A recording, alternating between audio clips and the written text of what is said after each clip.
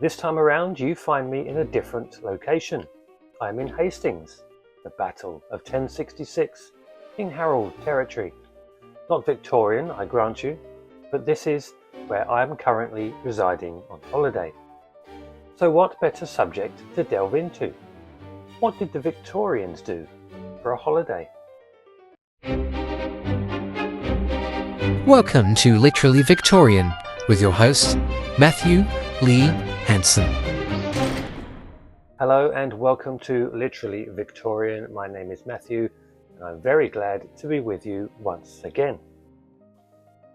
When we think of holidays today, we often think of airports, hotels and travel abroad. But for the Victorians, the very idea of a holiday was changing.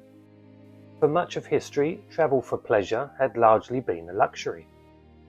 But during the Victorian age, something important began to happen.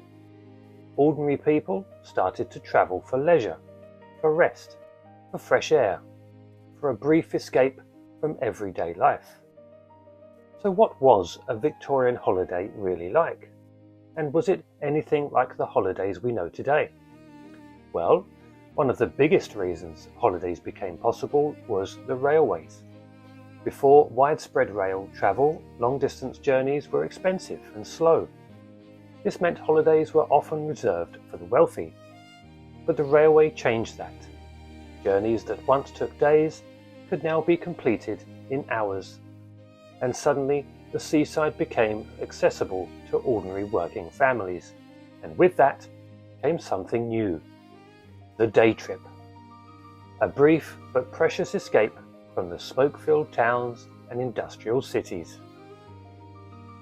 For many Victorians, the seaside became the perfect destination. Places such as Blackpool, Brighton and Scarborough grew enormously in popularity. Sea air was considered healthy. Doctors often recommended it. Fresh air, sunlight and salt water were believed to strengthen the body. After weeks or months spent in polluted cities, the coast must have felt transformative. Open skies, rolling waves, clean air. For many, the holiday itself began the moment the sea came into view. Victorian holidays were rarely about doing nothing. People enjoyed activity. They walked the promenades, sat in deck chairs, watched entertainers. Children paddled at the shoreline. Donkey rides became especially popular, and many simply enjoyed observing one another. This is something easy to forget. People watching was entertainment. The seaside was social. You saw fashion, manners, behaviour, and everyone was part of the spectacle. One of the more amusing aspects of Victorian holidays was the clothing. Even at the beach, Victorians remained remarkably well dressed.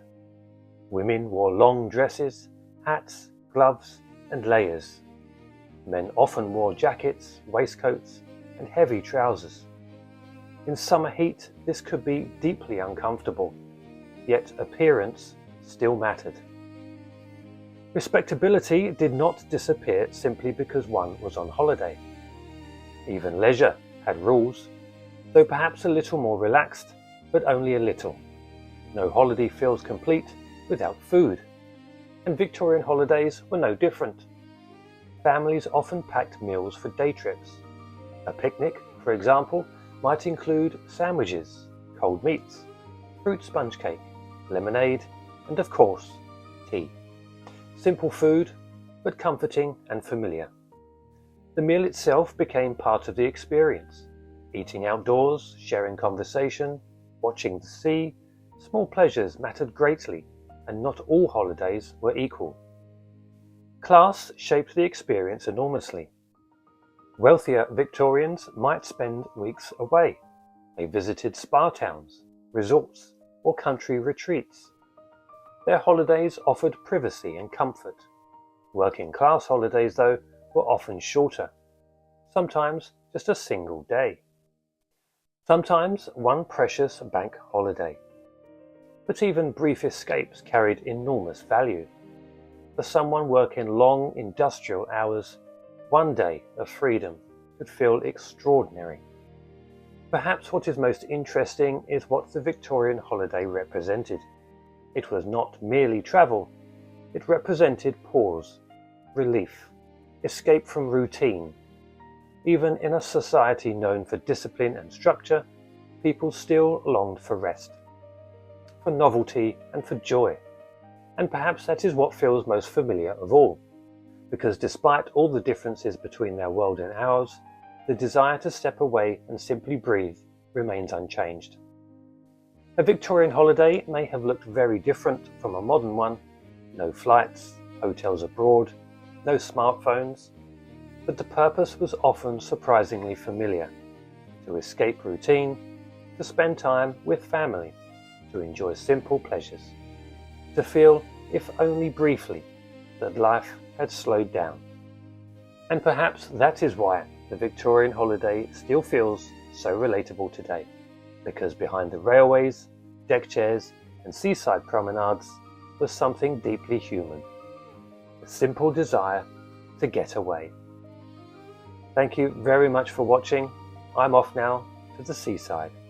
Until next time, bye for now.